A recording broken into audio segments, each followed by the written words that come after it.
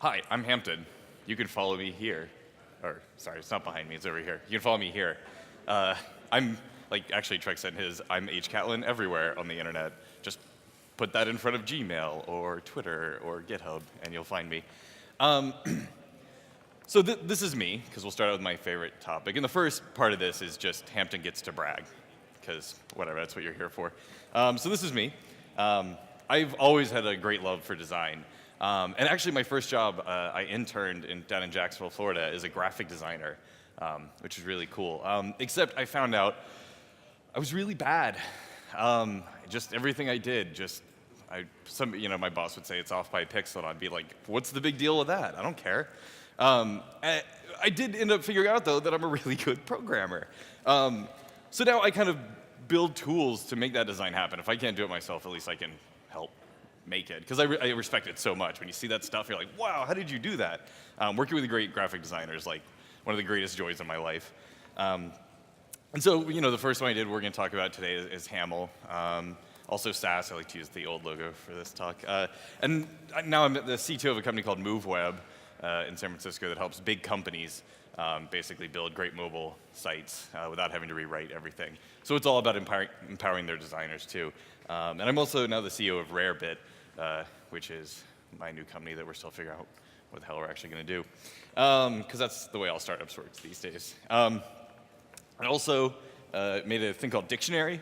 It's a super popular iPhone app that needs to be redesigned to look like iOS 7. I'm right on top of it. But that's one of the things I've done that's kind of random. It's like 50 million downloads so far, which is crazy. I also was at the Wikimedia Foundation, where I helped take that and build the first versions that turned into a mobile site. So I ran that project for 3 years. Things you might not know. This you can all look up online about myself. I also have some other talents. One is I'm really good at reading my phone in bed. Anybody else? Lets you wake up. And my cat's just making sure that everything's going according to plan. Also, I'm an artist. So if you guys want to buy any artwork, it's got a very unusual style to it. I went on a cruise, and this was legitimately for sale on the cruise, and my brain exploded. When I look at that, I get so happy. So I'm gonna, this is a boy named Sass is what I'm calling this talk. Any Johnny Cash references? Yeah. Before we also get into it, we have a legal issue, because I assume some of you guys here actually use Sass. There's actually on the author page, you're agreeing to the license, and it says right here that if you use the software, you have to give me a compliment. So anytime, look, I'm not going to be mean about this. Like, my lawyers aren't going to mail you yet, but just come up to me at some point and say something nice, and then we'll be cool. I actually, my story kind of starts, this is part story, part intro to Sass. My story starts, does anybody recognize this place? No, it's not that far from here. Yeah, it's Furman. I went to school for 3 years at Furman and then dropped out. And then I moved to New York City in about 2003, where I found out that if you don't have a degree in computer science or anything on your resume, it's really hard to get a job. So I made coffee for executives. I'm not kidding, that was my job. I went back to school and moved to Toronto, which is where where things got interesting. Because Ruby on Rails came out. And this was a hobby. I was kind of starting back at school. I realized that the professors were idiots, though. But I started learning this on my spare time. And it really changed everything. If you did web development before Rails and then after, the difference was like 1,000 times. It just exploded what you could get done. And I just wanted to build things. I like making things. I like people to use things I make. That's like the thrill I get in life. And so this was awesome. And I got a job with a really small consultancy, and I worked with one of the guys who, this is the kind of ERB template he would write. And we would pass this off to our front-end designers and say, hey, look, make that look right or something.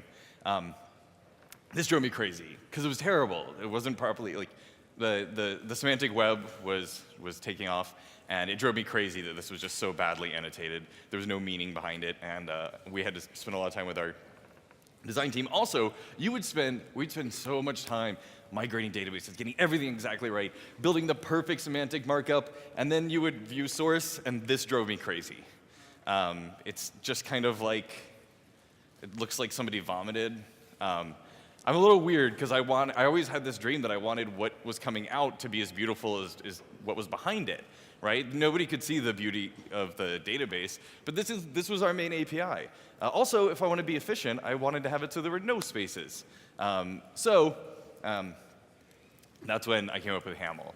Hamill allows you to control the white space, remove it, or keep it. So for instance, you would take something like this. This is a classic little bit of semantic markup. And I really wanted to make it simpler. So we used CSS-like semantics. I only built this for myself, by the way. I didn't think anybody ever would use this. I was wrong. Yeah, so I just wanted a shortcut. I wanted it to be really well structured, and I hated that I would say class equals, but then I'd go into the CSS and say dot class, and it just felt really like that was a thing I had to train people on. I felt like when we had new designers, they're like, well, what's the relationship between these two? So I wanted to fix that. And I want to make HTML more like CSS. And one of the things, so Hamill is loved and hated. And I think one of the things that throws people off especially are these control characters. This was like a design theory I came up with, which is basically when you take this, the first character is the control character. So what I wanted was when I had a really complicated big file, right? This is a small thing, it's easy to read. But I wanted to help your brain parse the information faster as a developer using it, to just look at it, glance, get the whole structure and understand it. So this is a more realistic, this is the Move Web homepage. So this is some realistic markup here. And it's, yeah, so there's a lot going on, right? Especially if you don't use Hamill, this looks crazy. But people who use Hamill, the ones who like it, if you're confused why they like it, is they see this first. Your brain kind of can follow along the edge and understand the structure. So I kind of know, like, okay, HTML head title done. I got some dynamic stuff that's going to spit out. Back to the, oh, look, I got a header tag, I got a section tag, I got a footer tag. It makes, like, that's kind of the design here, is that your brain, I wanted for the developer to be able to think through and understand what was going on. And I consider this an expert system. Not an expert system like AI, there's a whole field there. But do you remember when you were a kid and you went to Blockbuster and you would try to check out a movie, and for some reason they had to type like a million things into that computer, like, you're like, what's going on? I just wanted this VHS of like Back to the Future. Also airlines, they're still like that, right? I don't know what the hell is going on back there. But they're actually doing really complicated work, maybe needlessly so, but they know how to work that system, right? It's a bunch of weird commands and stuff, but when you get good at that, you can rebook somebody's entire flight in 10 seconds. It's amazing. And so I always liked that. I always had a real respect for that, because there is designing for ease of use, and then there's designing for the people who really want to kick ass at it. So anyhow, I built this weird thing. One of my business partners was like, hey, let's fly you to RailsConf Europe. We're going to actually announce this. Now, I'm not super cool. I like to think that I'm like this, but in reality, I'm more like this. That's me in the bottom left. Yep. When I came out to my parents years later, they were shocked. Yeah, I like this photo because obviously at some point, my dad was like, it's Christmas, let's take a photo. And I was like, whoa, whoa, whoa, whoa, whoa. I need a microphone. I got to run inside and get this microphone right now. Yeah, this is perfect. That's the most embarrassing photo. That's why I share it with everyone, so you can laugh with me. So anyhow, but this is what I was looking like back then. So you show up to this conference, and I've never spoken at a thing before. I'm like super junior, just starting. And so a good defense mechanism is to just pretend like you're not yourself. You guys should try it sometime. So we went across the street. This is in England, in London, and I got a mohawk, and I dyed my hair red. It helped so much in helping me give this talk, because I ended up, this is like the only photo I have of doing it, but announcing Hamill, and I bought that's a beer I'm holding, and I just want to do something really, really crazy. It was, because it's a weird idea. I was coming in with like really crazy stuff. And I was talking a lot about what it didn't do. That was actually a big set of that talk. But, people ended up really, really loving it. And, this was the original homepage. And then we finally, this is the one I designed. Thank you. It's actually, there's like a tracker app. I can't even remember what it's called. Does anybody remember? This used to be a really popular like bug tracking system. I'm sorry, I forget what it's called too. No, and then we got a designer in who fixed it up. And now the site actually looks like this. So you can go to hamill.info. Hamill, by the way, exists for like a million different like there's a PHP version that was originally for Ruby, but if you use a language, there's probably some sort of inspired by Hamill thing if you want to give this crazy expert system a try. But so this project started out, and I was just doing it myself. And then I started getting these patches from just this person called Nathan, Nathan Weisenbaum.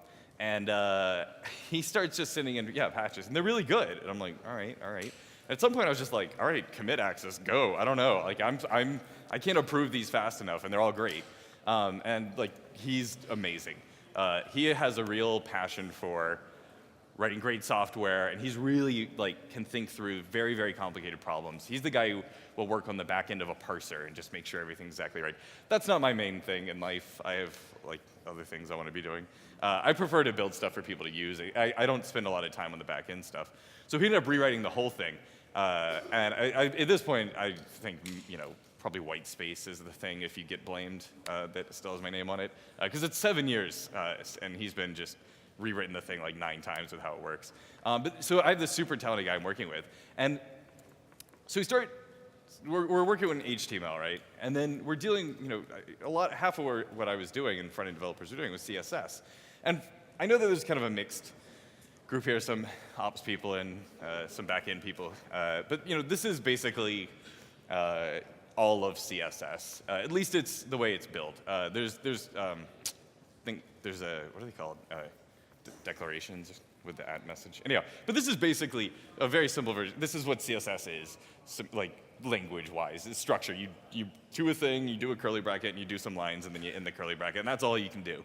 And I remember when CSS 3 was coming up, I was really, really disappointed because I thought with CSS 3, when everyone was all excited around like 2005, I was like, oh, they're gonna make the language so much better. Nope. It was mostly just, it was gradients, just a lot of rounded borders and gradients, which are cool, don't get me wrong, that stuff's really nice. But I was very frustrated that the language itself hadn't evolved. And then, there's another thing, CSS, you can't just replace it. That was another insight I had. Like, this is what the browser knows. I'm not gonna go build my own browser. I did think for a second, like, oh, I could build like, this is bad idea time, right? A big like Flash thing and have my own layout engine and just, throw away the rules. No, that would have been a terrible idea. So I convinced Nathan to work on Sass. I wrote a little template, like a spec for the language, and then kind of convinced him at a conference that we met at. Oh, by the way, he was 16. Really, it was insane. We had to call his mom to get her to like approve that he could come out for this conference, because she did let her 16-year-old son fly out to a conference with a bunch of like guys from some company in Canada. But at this conference, I convinced him, and I showed him the thing, and I was like, build it. And on the plane ride home, he did. And so there's a couple of rules, though. These were some of the design constraints I had. I wanted it to be not dynamic. So a lot of people are thinking it was like a theming system that maybe we could make CSS dynamic by, pick your own color kind of thing. But that's not, it's a really great idea that I believe that you have static assets. I still love static assets. They're so fast. Just keep that stuff really simple, really dumb. We don't want to slow it down with a full request cycle or weird rules. And also, it compiles to CSS. Like I said, we can't get rid of it, so let's make it so it's a superset. It's now 7 years old. I guess that makes Hamill like 8.5 years old. It's not server side. This isn't something that typically runs on a server. It runs with the developer or deployment. And then the core team is Nathan and Chris now. So let's walk, jog, and run. How about that? Walk. Because now I'll actually explain what it does. For those of you who actually write Sass all the time, I apologize. You're going to know this. We can install it. That's what we got to do first. So this will work on any Mac without having to do anything. If you install Ruby on Linux, you'll get it on Windows. You can also install, there's a thing called Scout, which does work for Windows also. But it'll run this for you. Also, check with your local framework or language. There's probably some implementation. You just set up which folders to watch, and it'll watch them and update and compile the Sass for you, and just spit out whenever it sees a change. Also, I want to always point out, if you work with WordPress people, there's actually a plugin for WordPress. And then here's a ton of other ones, so that's, like I said, check with your local implementation. All right, simple example. We take this HTML, header and a logo, and we would typically style this way, right? Header, though you should style with classes, probably. whatever. I'm not trying to show you the right way to write CSS. I'm trying to show you what Sass can do. So we have a header here. We style the width, H2, font size. That's pretty straightforward. But obviously a lot of times we'll have an H2, and maybe that's not a universal style. So we're kind of not, we don't want to style. We want to style the logo, but not me. So we do this a lot. Header, and then the H2, and then a header. This kind of specification by using a space. And if you end up writing a lot of CSS, you end up doing this a lot. Just right down the page, that word header appears a million times. And this drove me nuts. Because it was the right way to do a lot of stuff when you needed to be specific. And it was ugly. And you had to do a lot of find and replace if you ever wanted to change anything. And I hated that. Then I thought, this is what I thought was going to be in CSS3. Honestly, I truly believed this, that they would just make it so you could nest. Like, you just put the H2 inside of it. So, hey, look. Looks like other programming languages allow you to put more than one block. Like, yeah, so that was the big breakthrough, basically. And that basically compiles out to header and then the H2. It's the same code as this. That's the output. So you just do this. And you can do that with many more times, obviously.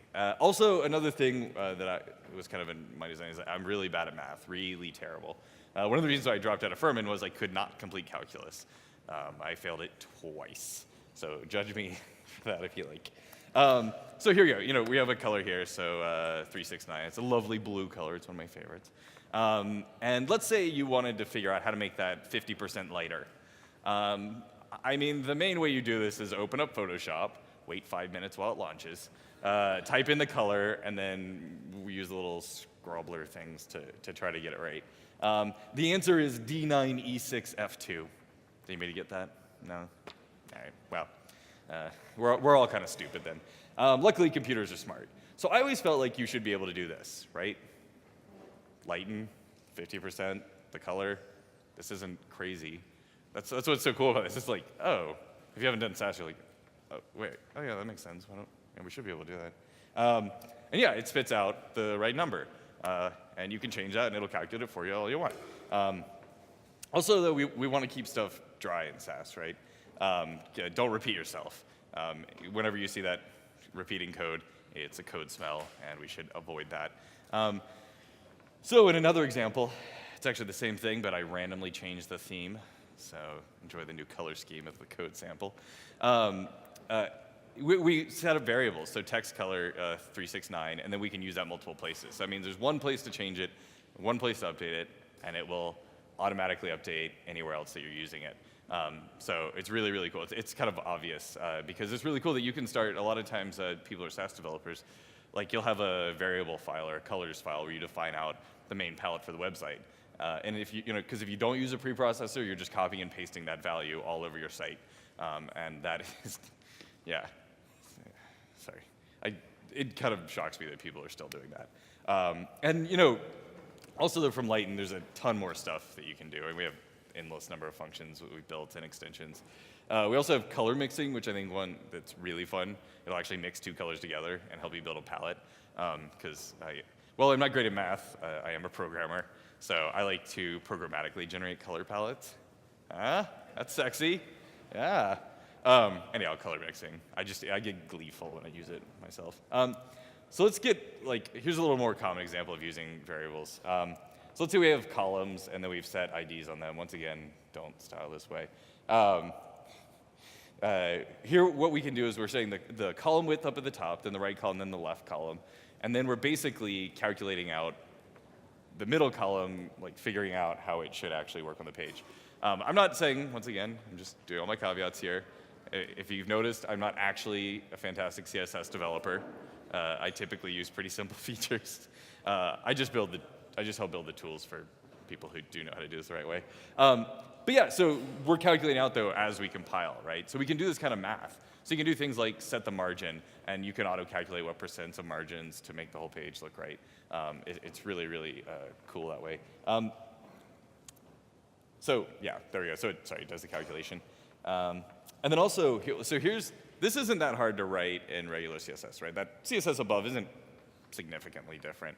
Now imagine you also wanted that to work on the sidebar. So I wanted to apply to everything wrapped in columns. I also wanted to go into the sidebar. right? So I need to do it twice. So what you actually have to do, and I'll show you the top right is the CSS you would need, which is basically copy and paste and change one word.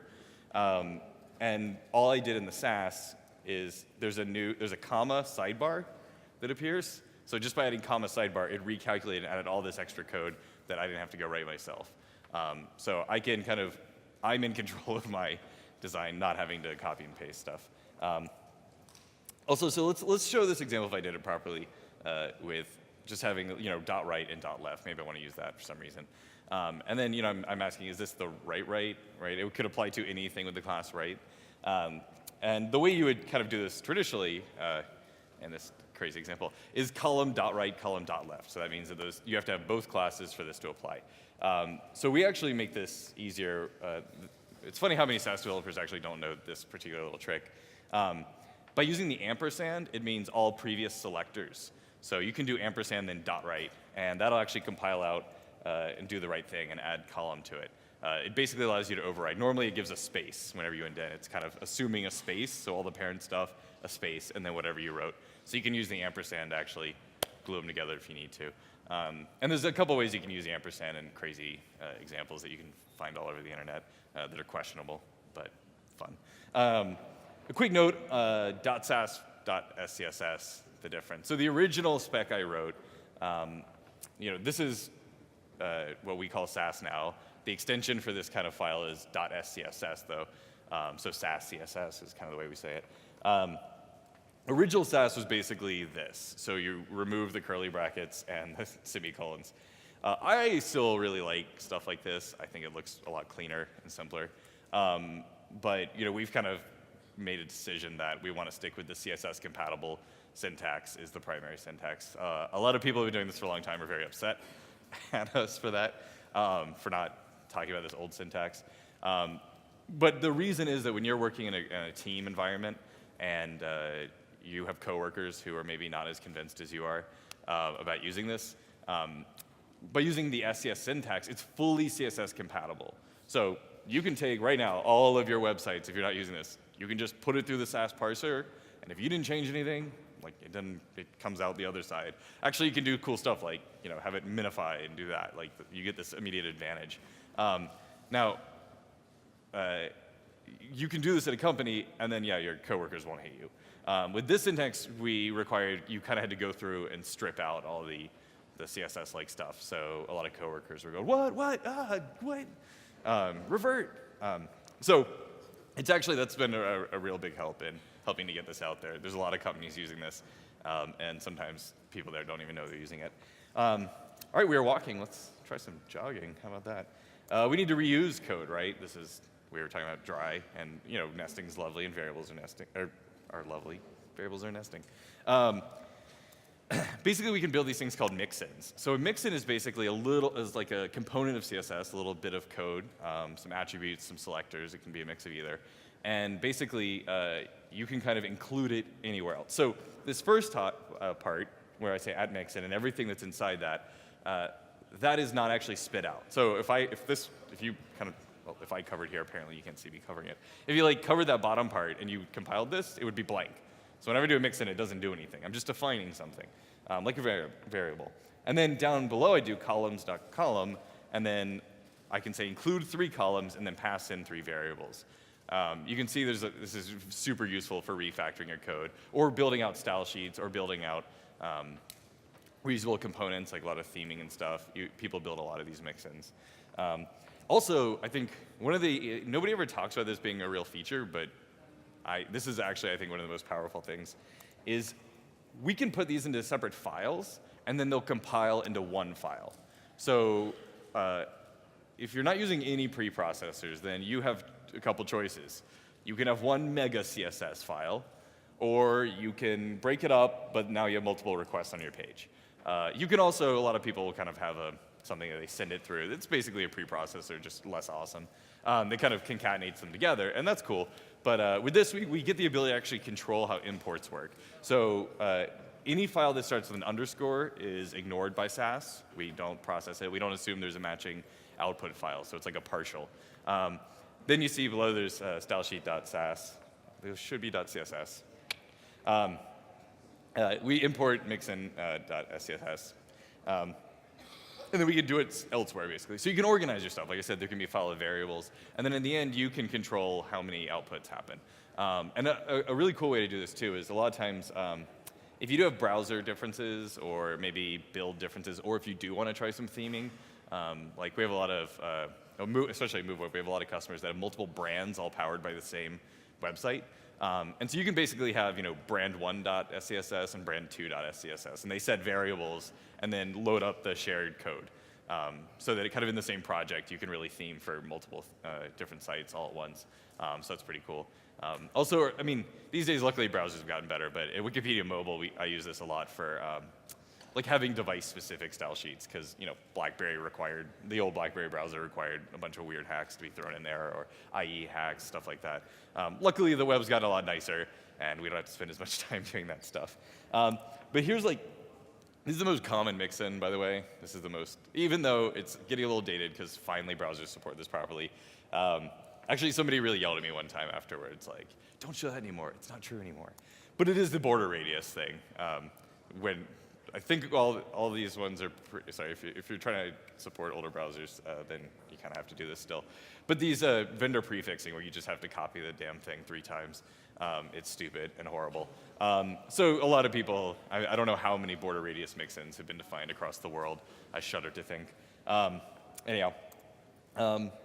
So now let's run, because I just showed you a common mixin, right? That was kind of jankily written. That's not really the best way to do it. We have something called Compass. So Chris Epstein, who's on the core team, invented Compass. Think of Compass as a giant library filled with all sorts of crazy goodies and craziness. Tons of mixins. It does still include Blueprint CSS, which was actually the original purpose of it, was kind of to include Blueprint. That's now, it's getting phased out. And there's lots of dark magic that it does, doing all sorts of cool stuff. And the mixins there, by the way, are much, much more complicated. They're covering all sorts of edge cases and backwards compatibility issues. So I think one of my favorite things, though, that it has built in is spriting, auto-spriting. So if you look at this page here, this is the actual Macy's mobile site, and they have an awful lot of images that we need to sprite together. And if you do that by hand, I don't know if anybody, I'm sure people here sprite it by hand, it can be a very frustrating experience. And for instance, like taking just this file, if you make a folder called icon, can you guys read that? Sorry, it's kind of small. In your CSS folder, and then you drop in images, it'll automatically combine those into icon.png. And then, so the initial set here, 876 kilobytes. If in my Compass-powered Sass, I say import icon star ping, this is what it tells it to actually go sprite these. And then I can just use this movie icon, set the height, and include the icon anywhere I want in my project, which is really, really super, super ridiculously useful. And it ends up producing and calculating out, you see the file got added icon with a little hash on to make sure that it's unique. This measures in much, much smaller, you can see there. And it has some crazy code with the background position. And obviously, you can imagine if you have hundreds of these, it can get really crazy. So we take the 876 kilobytes, and when you combine them, it's 357. For web developers, this is obvious. If you're a back-end developer, you're maybe not as aware of this. Combining images into one shared file makes compression much, much better. Shared color palettes, things typically look the same. And then, here's another example of a Compass feature, which is like columns. There's all sorts of different ways to implement columns. So now there's you can set column count and column rule, basically to set up these kind of cool columns. Sorry, I like alliteration. And it spits out this crazy code that basically the browsers can't agree on a lot of this stuff. And here's a cool part about Compass, is it's always being updated. So whenever one of these things becomes saturated, like maybe Opera, all versions for the past 99% of them, it's no longer needed, then it'll get removed. And actually the newest version of Compass does an amazing thing where you could actually specify to Compass what % of the browser audience you're willing to not be compatible with. And it uses, I can't remember the name of the site. Maybe you remember. It's there's a one where they show you all the features in browsers and what percentage can I use, yeah. So it uses that, it scrapes that on every release, figures out these different prefixes, different methods of older specs for CSS, and it will automatically kind of, you can say like, I'm fine with 1% of browsers not being fully supported, even though it might not even cause problems, but you can say 1%, and then it'll, your file will become much smaller because it'll use more compact. And if you say I want 70%, then all of a sudden, half these things disappear. So you can really be, or you could say 100%, and they'll throw in every IE6 hack you can imagine. About half of Compass is IE6 hacks that are still in there if you want them. But that usage is just dropping, so you can make your own personal decision. Another thing I want to talk about is at media. So responsive web design, certainly out of the scope of this conversation. But media queries can be really difficult to work with. Because basically, in CSS, you have to do, it's flush left like everything. You have no context. And then you say add media, and you can define for a certain screen size, how to react. I know for some of you this is obvious, and some of you it's not. But you can say like, apply this style if it gets small. So this is how we do really good mobile design. And one of the downsides is, it's kind of flush left. So if you have a file that's styling a page, then at the bottom of it, you kind of have to redefine some of those styles, override them. It gets really out of context. Or you have a big file that's all your mobile styles that get included, or you do it 1,000. It can be difficult to organize your code properly, which is why we have this. So you can actually do media queries within a selector now, and you can even nest media queries within media queries. So we're saying media screen, and then within that, I can specify orientation landscape. So for anybody who's been struggling with media queries, if you've ever had to deal with this, you probably know how useful this is, because I know I've struggled with it. And when Nathan added that in, I was like, yes. Because this will basically, it becomes media screen and orientation landscape gets compiled out for you. So, and then it'll include the sidebar. Anyhow, this is outside the scope of this talk. So, we've been walking, we've been jogging, we've been running a little bit. But let's see effing rockets, which is, I still love this, sassy mother effing textshadow.com. And the quote about it was, Sass should not be used for such ill-conceived ends. I agree. So let me do that awkward thing where I have to transition to mirrored mode. Mirror displays. Come back here. There we go. I should turn my internet off. Okay. Sassy mother effing text shadows. With Sass, one of the features we didn't cover, but you can do all sorts of programming stuff, loops, if statements. And somebody decided to abuse that ability and imagine adding repeated text shadows to kind of different text objects. So here's one, WTF. So that is basically, if you look at the code here, it's for I from 1 through end, and end was 25. So doing 25 repeating things, and it's calculating out, moving them down each time, basically, is the pretty simple hack. And this doesn't look that impressive until you do, like, it's actually, it's not a trick, there's no image. Okay, so that's the first one. We start getting stuff like this. So, oop, yeah, pretty cool. Whoa, yep. There's lots of bad idea stuff you can do. I like this one. Hi, Mom. There we go. Yeah, so these are awesome. Just this is my favorite. That's one asterisk. So let's see if my browser won't explode. Oh, so this is a couple years old. When I first did this is how awesome browsers have been getting. That used to destroy my computer to type that. So good work, Chrome. Good work. Apparently they've been doing a good job of this. Yeah, anyhow, so check this stuff out. There's also, there's a ton of stuff on CodePen. If you're into crazy CSS stuff, CodePen is just filled. Actually, I don't have, somebody did the Taj Mahal in CSS using Sass. So they made like components for like the different parts of the Taj Mahal, and then like, it's insane. Because it's this technology, it's become really, really mature. And now you can do all sorts of crazy things. And then Sass allows you to do things that are even worse ideas. But I'm one of those people that believes you should have the ability to do all the bad ideas you could possibly want. Yeah, all right, so let me do. Sasslang.com, compassstyle.org. Sean's Rails 3 template. I should update to Rails 4 template. Oh, yes. Oh, right. The last part. Man, I was actually, sorry, since this is an hour-long talk, I normally do a 45-minute one. So I was like, oh, shit, I just hit the end. But I just realized that that's not entirely true. So, wait, do you guys have the presenters version? No, we're mirrored now. OK, so now I no longer get to look ahead. So enjoy that. Actually, sorry. Isn't this fun, everyone? Let's see if I can get it back to the right way. I always have to look a slide ahead. There you go. OK.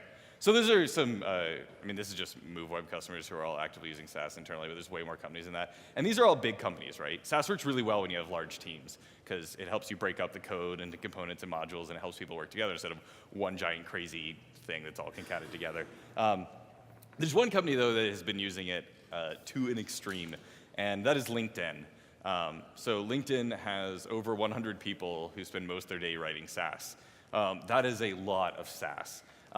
Like, you know, they have a lot of people doing it. Wait, not this level, like this level. So what they've actually, one of the problems is when you write all that code, is it's extremely slow to compile. The Sass was written in Ruby. Ruby's, it's not a super slow language, but it's also not the fastest out there. It's not C, clearly. And Java, you know, used to be slow, but is now very fast. But we wrote this in Ruby. It makes it really expressive, really easy to write. However, and it's fine for a normal person. Like, a normal project with 3 or 4 developers, like, compile speed's not a big issue. If it's a 3 or 4-year-old project and you have especially hundreds of people working on it and trying to refactor and work with it with crazy tricks and hacks that you build in. So at LinkedIn, it actually, I believe the original runtime was about 4 hours to compile all their Sass. So they hired a team to build a distributed compile environment. And they actually hired Chris Epstein, the Compass creator, to come help with that. But like, this is a problem. Like, it's complicated, but it's not that complicated. And you know, it's like I said, it's fine for normal size stuff, but they have like hundreds of megabytes of Sass. Luckily, it compiles down into something more reasonable for the page itself. But this is a lot of Sass. So I decided that we needed to fix that. Because like, this is going to be a long-term issue, because I want these big companies, I want people with complicated problems to be able to use this, because I think it gives them the most advantage too. So there's a couple choices. Well, we could write it in JavaScript. That was one option. But Less, which came after Sass and kind of was a JavaScript implementation. Actually, it's a longer story there, but you know, they kind of basically made Sass for JavaScript, and a lightweight Sass. And yeah, so they've got the JavaScript thing down. Like, why go just be as good as them, right? So then I had a couple other options. Okay, I could use Java. Java's pretty fast, especially if you do it right. And there's a ton of Java programs. Actually, most of those companies that I pointed to use Java in-house. So that's an option. Maybe we should do that. Gotta think crazier. So I decided that we should rewrite everything into C++ with a C interface. So taking a 7-year-old Ruby project that is itself very large and very complicated. That's one of the cool parts, by the way, being 7 years old, is there are not a lot of bugs in that. We've fixed them, so many of them. And so anyhow, I decided to rewrite it. The project's called libsass. I started about 2 years ago at this point, something like that. I think that's how long we've been doing it. And so it's C++, but has a C interface. Which the C interface is important because I didn't want to have to make people, if you do a C++ interface, blah, blah, blah. It's not as easy to embed, sorry. Everybody supports C interfaces. And then also, it's 6 times faster, so that's good news. It started 10 times, and then we started having to add all the features. But it's 15,000 lines of code, which actually isn't that bad at all. Compare that to, I think I looked up Ruby's code. I think it was 800,000 lines of code. Of course, that's much older technology. Now, this is a key one that makes it harder and why it's a little longer than it should be. There are no dependencies. So I didn't want to have to make it so that this thing, if you said, hey, I want to drop this into my .NET application, I didn't want to make it so you're like, oh, I need to install this weird parser and have something like weird dependencies in the operating system. that would have made it easier. We could have used Bison or cool things to make this really efficient. Instead, we decided to do it the hard way and just write everything by hand. But what that means is it's cross-compilable. So you can compile it on all the major operating systems out there. If it doesn't support something, that's really weird. We really need to sort that out. But what this means is you can just drop it into your project. Because this, even if you don't do C++, C, this is the interface. And it's basically some structs, that, like the data types where you can configure. And it's just either string, file, or watch a folder. So it's pretty straightforward. And then we can free those things, because this is just stuff you have to do. But there's really 3 objects.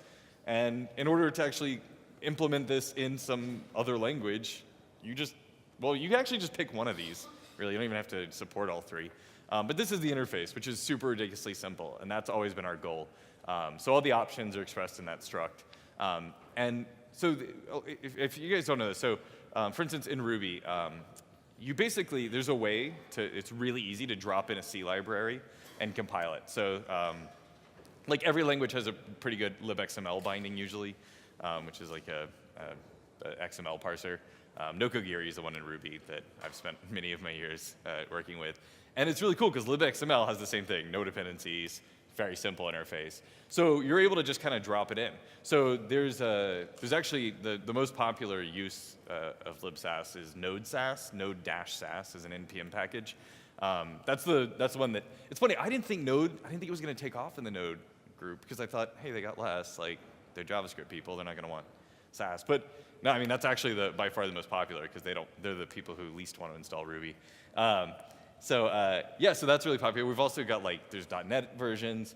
And the idea is we're working on this library. We've spent 2 years on it. We're not 100% there yet. However, all those brands I showed you earlier are all using libsass every day. So it's totally easy. It's totally workable. There's just some features that aren't fully supported yet. We're working on it. In MoveWeb, we have one full-time person who's a crazy parser writer guy named Aaron Leung, and he is toiling away and getting this fixed. And there's still a lot of work to do, but we're making this go. And it's totally usable. It's just, if you want to use the newest features, so like Sass 3.3 just came out with a whole bunch of cool features like maps and stuff. People keep tweeting at me, oh, when's that going to be in libsass? And I'm like, we're right on top of it. Soon, we're just trying to catch up because it's so mature and there's so many edge cases that have been covered over the last 7 years. And we don't get to inherit that. So the test cases of all the crazy, weird UTF-8 issues or crazy edge cases for some edge craziness. It's horrible. But this is for us, I think, really important because if we really want Sass to be a long-term part of the community of web development, in the process of web development, I think this is kind of required because it's got to be. With this, you could also drop it into a browser, for instance. I don't actually think that's a good idea, though. That's another question that I'll pre-answer. Is people say, hey, what about the W3C including these features? Like maybe we should just add them to CSS. I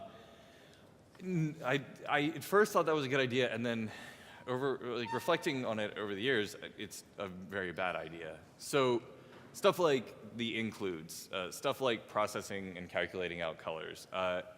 You can do it in the browser, but it's much better just to do it once.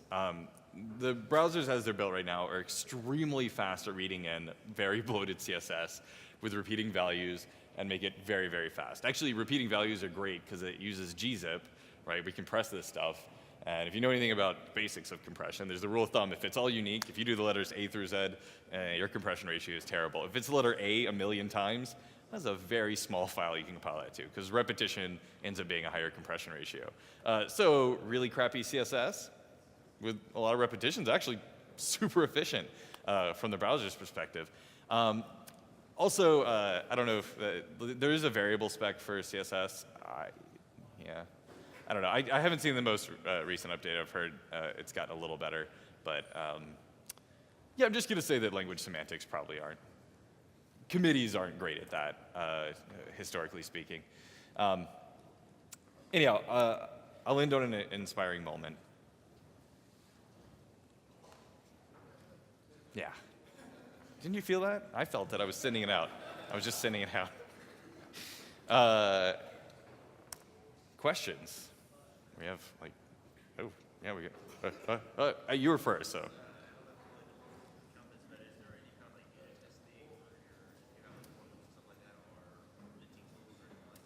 So the question is, are there testing tools? So obviously Sass itself is super well tested. There's a huge internal test suite.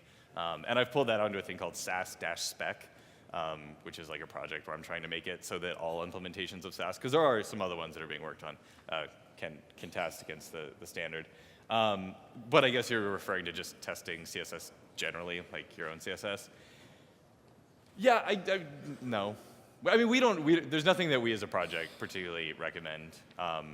Obviously, like the stuff I watch the stuff I enjoy is, there's one called Diffux, and basically it's a super powered site watcher that actually is looking for visible changes. Because one of the issues, like, it's very difficult with CSS too when you broke stuff. I mean, yeah, it's a complicated problem because, you know, if there's a change and something broke but it's not a visible change, is that really an issue? A lot of the stuff's pretty straightforward and tends to break loudly also. But you know, the real issue is if you're changing code here, it can break pages that you can't find. I mean, to me, I think that's the area, at least when I'm coding, that I'm most concerned about.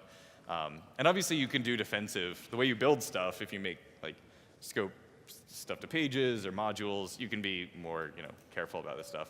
But yeah, Diffux is the one I like, just because it's actually working the visual layer and detecting changes. And that's just more my preference, though. It's for unit testing. Yeah. I mean, it's like, I've always been a little suspicious of unit testing, if I can be honest. Well, because if you break it down into a sufficiently small unit, the test is as complicated as the code. So, like, if you're testing your CSS that the width is 80, like, the test is that it's 80. You should just write the word 80 over there. Like, if you're hard coding, like, then I'm going to do the logic again, and it gets weird, especially with a declarative language like CSS. Like, I think the utility, in my opinion, drops. Though, if you have a different opinion, I'm happy to discuss it drunkenly later. You are. In my experience working with Sass and Figure, or just in any project in general, like when the project starts to get bigger, or like you're scaling to do more things, do you have any tips on like doing anything at the beginning in a way that like won't get crazy? So the question was, as you're working on a project, it gets larger and larger. Code organization, basically, like, it gets to be an issue. No, I don't. Sorry, I don't have any. I mean, there's a lot of, so Roy Tomei, who's this Dutch, yeah, Netherlands. Sorry, I was in like Dutch, Danish, whatever. Sorry, Dutch. He spends me just stroopwafels, so it's definitely Dutch. He has some really good ideas on that. I mean, right now, okay, there's this phase right now, I feel like, with CSS where, especially with using Sass and how you structure your projects, and there's a lot of different opinions and the advice is changing dramatically every year. And it's really cool. It's funny, I don't spend most of my day writing CSS. I'm more of a back-end programmer, so I actually feel like really unqualified to have opinions on that stuff. I tend to keep things pretty simple myself, though. I mean, that's just my strategy, but then again, the websites I build are seriously ugly. So, you know, you can tell I'm a back-end programmer. Sorry. Yeah, I mean, I'm sorry, that's one of the biggest, that's the new frontier. So if anybody here, if you have ideas, please share them with the overall community. So if you're a CSS developer or Sass developer or less developer, and you've had some success or failure, communicate that out. This is that phase where it's a whole new world, and it's different than other code. So this is this kind of weird thing where the way we did typical frameworks, like, it gets confusing, right? This is kind of new. So share that. And the failures. People don't share failures enough. That's really important. And I hope in a year to have a better answer on that. But then it's like organizing even programming, like back-end code, like so many opinions. Put it in folders. I don't know. Somebody would, yeah.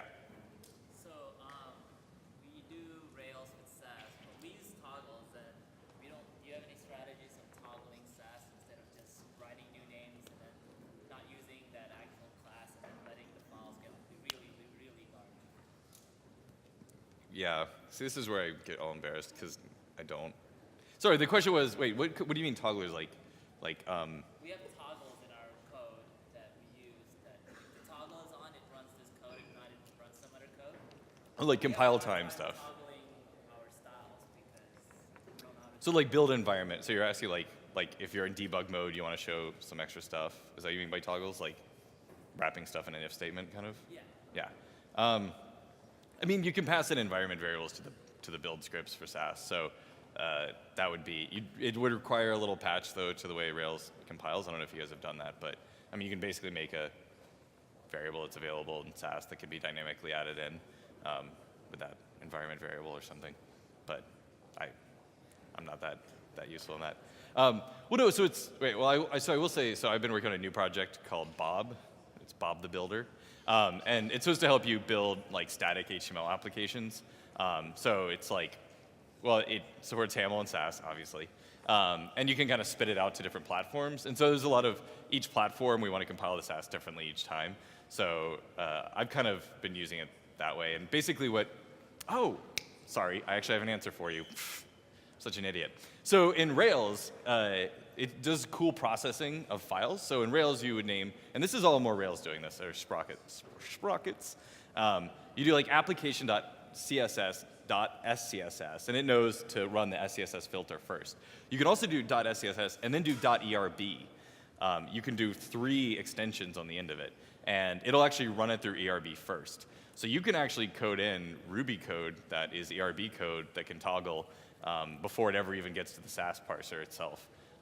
So you can actually like chain these things together and run multiple things at once, which that's kind of what I do with Bob, because I run ERB first, so I can do like different environment flags and stuff before the HTML and JavaScript gets spit out.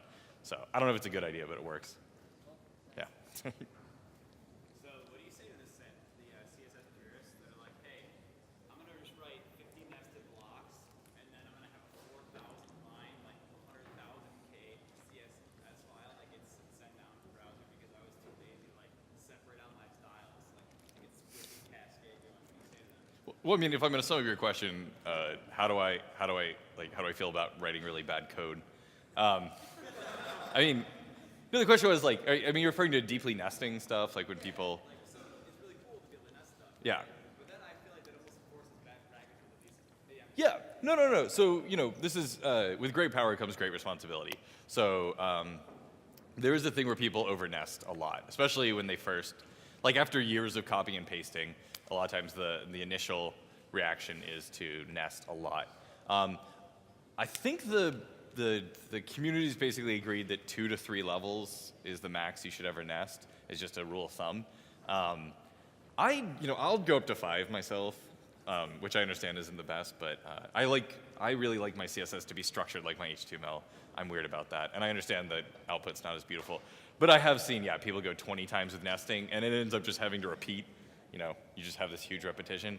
I mean, I don't think it's a super performance hit because of the compression stuff. Oh yeah, if you want to think, by the way, here's a pro tip. Sorry, real fast at the end of this thing. I only recently learned this and it blew my brain. The way CSS parses a selector is from right to left, not left to right. I always assume it went left to right. Like if you do .column and then space .right, I thought it looked like kind of searched the document for column and then searched for right. It actually finds all the right ones and then starts looking to see if they're inside column. It works like the opposite way. So if you do a selector and then a p tag, inside its memory, it actually searches for all p tags first and then cleans up through that. Which, it's funny, I feel like in my brain, I've been trying to optimize for something that I thought it worked the other way. So there you go, sorry, there's a super pro tip if anybody's into CSS optimization. But yeah, no, obviously, people's first projects often are too deeply nested and they go crazy with features. And then later people mature and calm down usually, so. Yes? I had a question about Hamill, actually. Is there the same sort of idea of using imports and templating or anything like that? So with Hamill, is there anything like importing and templates? Or, well, Hamill is a template, but beyond that. Well, I mean, like if you have like this is my general page layout, and here's one part of it, So yeah, so using kind of, I mean, in Rails we call these partials. So one of the philosophies about Hamill that's kind of weird, and this is one of the design decisions I declared early, and I think it was a good call, was it used, like the examples I was showing were Ruby, and it inherits a lot of Ruby, kind of. You can do if statements that are Ruby if statements. You can do like the string interpolation. I mean, I didn't show a lot of these features, but it's really just piggybacking off what Ruby does. Hamill actually just compiles into Ruby code in the background. That's the way the current one works. When you're running it in Ruby, it's like turns into code, and then that code runs. So it kind of cheats that way. Sass unfortunately doesn't have that. We have to implement everything as a full language. Yeah, so you know, when I use it in Rails in the main way, there's partials and importing and all sorts of cool stuff like that. And it depends on the host language is the answer, though. So if you're using any sort of framework or PHP, or there's a PHP Hamill, obviously you can break them up into multiple files and use the PHP include method, whatever it is. So yeah, so it just depends on the host language, actually. So each implementation will vary. And that's what I wanted. Like, there's actually no perfect Hamill. Hamill kind of changes. And I always tell maintainers, like, don't stress yourself. Some have tried to like make it more like Ruby. I'm like, no. Make it like the language that's around it, because that's really how it should be. Which, actually, I don't know if there's any other languages like that. Only a crazy person like me would think something like that. Looks like we're out of time. Thank you guys so much. Please follow me. I love attention. No, but feel free to come grab me after if you want to talk about anything. No, I'm not a CSS expert, so don't be disappointed. And feel free to buy me a drink later tonight. Cheers.